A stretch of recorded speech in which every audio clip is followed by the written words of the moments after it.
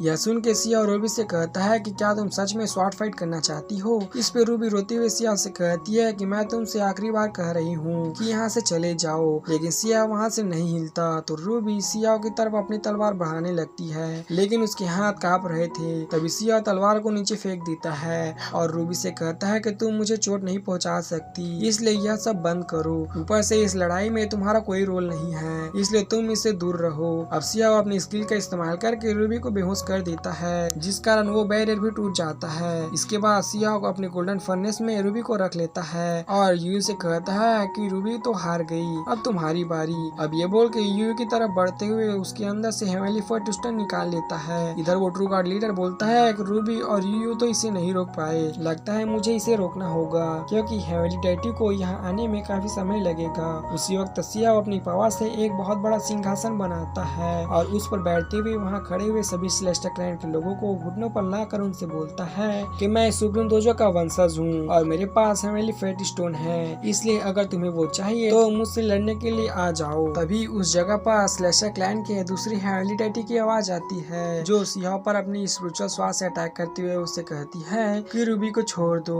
और यू का heavenly fate stone भी वापस लौटा दो। ये सुन के सिया अपने गोल्डन विंग का एक फेदर तोड़ के उसे एक आर्टिफैक्ट में बदल देता है, जिसके बाद वो उसकी मदद से उस हेवनली डेटी की स्वॉर्ड को डिस्ट्रॉय कर देता है। अब सिया अपने सिंहासन को वापस जमीन में दफन करते हुए रूबी को गोल्डन फर्नेस से निकालकर उसके पास आता है। तो रूबी सिया से कहती है कि ये प्रॉब्लम यहाँ खत्म नहीं होगी। इधर से सेलेस्टियल क्लैन का ट्रू गॉड लीडर अपने लोगों से कहता है कि सिया पर अटैक कर दो और तब तक वापस मत लौटना जब तक तुम्हारे पास हेवनली फेट स्टोन न आ जाए। ये सुन के रूबी घबराती हुए सिया के सामने एक पोर्टल बना के उसे वहाँ से जाने को कहती है, पर सिया वहाँ से जाने से मना कर देता है और उन कल्टीवेटर की तरफ बढ़ते हुए उन्हें एक जगह पर इकट्ठा कर लेता है, जिसके बाद वो अपने गोल्डन फर्नेस में भरे डेविल लेक के पानी से उन सबको घेर लेता है और फिर वो उनमें से एक कल्टीवेटर को एक वाइन के गिलास जैसे दिखने वाले आर्टिफैक्ट में कैद कर लेता है, लेकिन वो कल्टीवेटर शील्ड की मदद से उस आर्टिफैक्ट से बच जाता है। तो सिया मौका मिलने पर उसे अपनी एनर्जी से मार देता है, जिसके बाद वो अपने हथियार से बाकी लोगों को भी मारने लगता है। इधर बाकी सबको पता चल जाता है कि सिया ने थोड़े समय में ही 12 डिवाइन लेवल के लोगों को मार दिया है। तभी एक बंदा कहता है कि उनमें से कुछ तो ट्रू गॉड लेवल के कल्टीवेटर थे। ये सुन के सेकंड बॉडी हैरान हो जाती है। इस तरह 5 कल्टीवेटर मिल के एक साथ सिया पर स्वॉर्ड से अटैक करते हैं, जिसे देख के सिया बोलता है कि तुम्हारे क्लैन ने बहुत बड़े गलत काम किए हैं। अब सिया ये बोल के उन लोगों पर उसी तालिस्मान का इस्तेमाल करता है जो सिया को यूलन से मिला था। अब उस तालिस्मान से सिया उनमें से 3 लोगों को मार देता है और बाकी 2 वहाँ से भागने लगते हैं, लेकिन सिया उनके पीछे जाते हुए उन्हें भी मार देता है। लेकिन तभी वो हेवनली डेटी वहाँ अपनी स्पिरिचुअल बॉडी भेज देती है, तो वहाँ खड़े लोग उस स्पिरिचुअल बॉडी को देख के चौंक जाते हैं क्योंकि वो बहुत बड़ी थी। तभी वो स्पिरिचुअल बॉडी सिया से कहती है कि मुझे पहले से नहीं पता था कि तुम फ्यूचर में हमारे लिए इतना खतरनाक बन जाओगे, नहीं तो मैं पहले ही तुम्हें मार देती, लेकिन अभी भी ज्यादा समय नहीं बीता है। इधर सिया उस हेवनली डेटी की स्पिरिचुअल बॉडी से भी नहीं डरता और उसकी तरफ जाने लगता है, जिसे देख के लोग बातें बनाते हुए कहते हैं कि ये लड़का तो बहुत स्ट्रांग है, पर लगता है आज ये मर जाएगा क्योंकि ये एक हेवनली डेटी से पंगा ले रहा है। उसी वक्त अड्डू अपने डोजो में से स्पिरिचुअल हैंड भेज के उस हेवनली डेटी की बॉडी को दूर फेंक देता है। तो ये देख के सिया खुश हो जाता है कि उसके टीचर उसकी मदद करने के लिए यहाँ आ गए हैं। इधर लोग ये देख के बोलने लगते हैं कि अभी अभी एक हेवनली डेटी की स्पिरिचुअल बॉडी को किसी ने दूर फेंक दिया, लगता है इस डोजो के सभी लोग बहुत खतरनाक है और भले इस डोजो के पास्ट अब थोड़ा खराब है, लेकिन लगता है ये फ्यूचर में बहुत ऊपर जाएगा। इधर वो स्पिरिचुअल बॉडी चिल्लाते हुए डू का नाम लेने लगती है, जिसकी चीख से बनी वेव को कुछ लोग तो झेल ही नहीं पाते, इसलिए उन्हें अपने आगे शील्ड बनानी पड़ती है। इसके बाद वो स्पिरिचुअल बॉडी कहती है कि डू, मेरी तो तुमसे कोई दुश्मनी नहीं है, तो तुम मुझ पे क्यों अटैक कर रहे हो। इस पे डू डोजो के अंदर से उससे कहता है कि तुम मेरे डोजो में आके मेरे स्टूडेंट पर अटैक कर रही हो और फिर भी बोल रही हो हमारी कोई दुश्मनी नहीं है। ये सुन के वो स्पिरिचुअल बॉडी डू से पूछती है कि क्या हुआंग तुम्हारा स्टूडेंट है। इस पे डू हाँ करते हुए बोलता है कि क्या मुझे मेरे स्टूडेंट चुनने के लिए सेलेस्टियल क्लैन की परमिशन लेनी होगी। ये सुन के वो स्पिरिचुअल बॉडी कहती है कि अगर ये तुम्हारा स्टूडेंट है तो इसे डिसिप्लिन में रहना चाहिए। इस पर डू कहता है कि मेरे स्टूडेंट का मामला मेरे डोजो का मामला है, इसमें तुम बोलने वाली कोई नहीं होती। ये सुन के वो स्पिरिचुअल बॉडी डू से कहती है कि भूलो मत, तुम जो टेक्निक जानते हो वो सेलेस्टियल क्लैन की है। इस पे डू बोलता है कि क्या तुम्हें याद नहीं कि मैंने वो चुराई है और तुम्हें शायद ये भी पता पता ही होगा कि मैंने ऐसा क्यों किया था। इधर ये सुन के सियाओ सोचता है कि डू की ऐसी क्या मजबूरी रही होगी जो उसने अपने टीचर के यहाँ से ही चोरी की थी।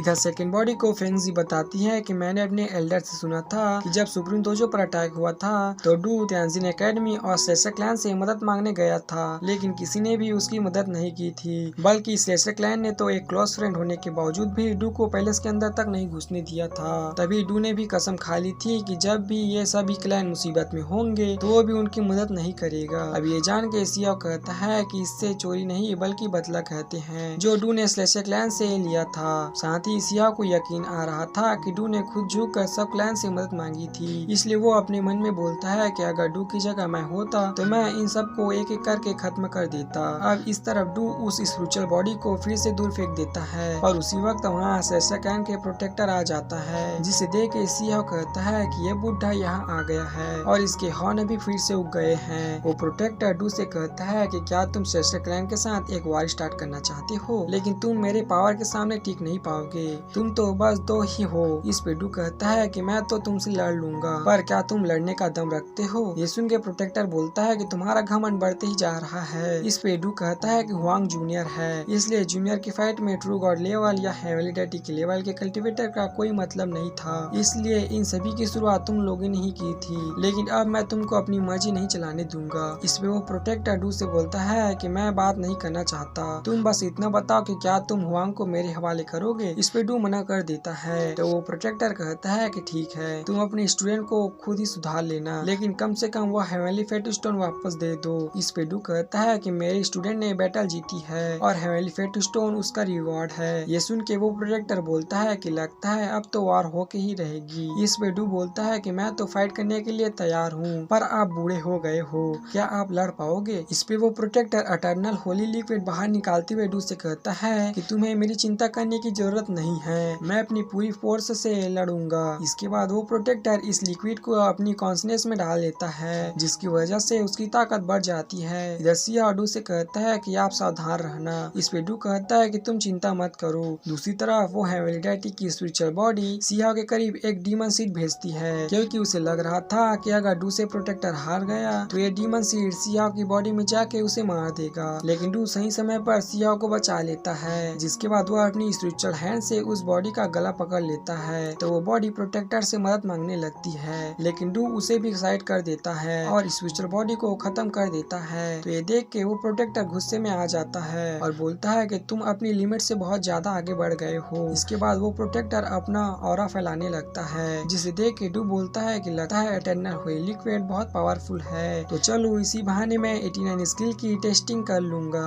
अब डू ये बोल के अपनी 89 स्किल को एक्टिवेट कर लेता है, जिसके बाद वहाँ एक ड्रैगन, एक गोल्डन बर्ड और एक फिनिक्स की स्पिरिट आ जाती है, जिसे देख के वो प्रोटेक्टर उनमें से एक हॉर्न का इस्तेमाल करता है, लेकिन उस हॉर्न को ड्रैगन पकड़ लेता है और बाकी दोनों स्पिरिट लगातार उस पर अटैक करके उसे खत्म कर देता है। तो ये देख के वो प्रोटेक्टर अपने दूसरे हॉर्न से उस ड्रैगन पर अटैक करके वहाँ से भाग जाता है, लेकिन ड्रैगन उसे भी तबाह कर देता है। जिसके बाद डू गुस्से में बोलता है कि अब कौन मेरे दोजो को चैलेंज करना चाहता है। आज मैं दुनिया को बता दूंगा कि हुआंग मेरे दोजो का वंशज है, इसलिए मैं उसे किसी भी मुसीबत से बचाऊंगा। ये सुन के सिया पहली बार डू को टीचर बोलते हुए कहता है कि मैं आपका ये फेवर जरूर उतारूंगा। अभी डू कहता है कि मैं किसी भी वेरिएबल लेवल और डिवाइन फ्लेम लेवल के कल्टिवेटर को इनवाइट करता हूँ कि वो हुआंग पर अटैक कर सकते हैं, लेकिन अगर किसी और ने भी अटैक करने की कोशिश की तो मैं उसे नहीं छोड़ूंगा और उनके क्लैन को भी तबाह कर दूंगा। ये सुन के सिया बोलता है कि डू मुझे प्रोटेक्ट कर रहा है या मुसीबत में डाल रहा है। अब डू अपने दोजो को पहले जैसा कर देता है और वहाँ के सब लोग भी वापस चले जाते हैं। अब सिया और रूबी के पास आ जाता है और उससे कहता है कि तुम वापस स्लेशर क्लैन मत जाना। इस पर रूबी कहती है कि मैं स्लेशर क्लैन से ही हूँ, इसलिए मैं किसी भी कीमत से उसे नहीं छोड़ सकती। ये सुन के सिया उससे कहता है कि मगर वो लोग तुम्हें हर्ट कर सकते हैं क्योंकि तुमने मुझ पर अटैक नहीं किया। ये सुन के रूबी कहती है कि तुम चिंता मत करो, स्लेशर क्लैन में कुछ एल्डर्स और कुछ हेवनली डेटी बहुत दयालु हैं जो मुझे कुछ नहीं होने देंगे। इस पे सिया कहता है कि तुम सही कह रही हो, वैसे भी तुम्हारे पास हेवनली फेट स्टोन है जिसके कारण तुम करंट टाइम में स्लेशर क्लैन के यंग जनरेशन की जीनियस हो, इसलिए वो तुम्हें कुछ नहीं कहेंगे। अब रूबी सिया को बाय बोल के वहाँ से चली जाती है, जहाँ वो जाते हुए सोचती है कि पता नहीं अब हमारी मुलाकात दोबारा कब होगी।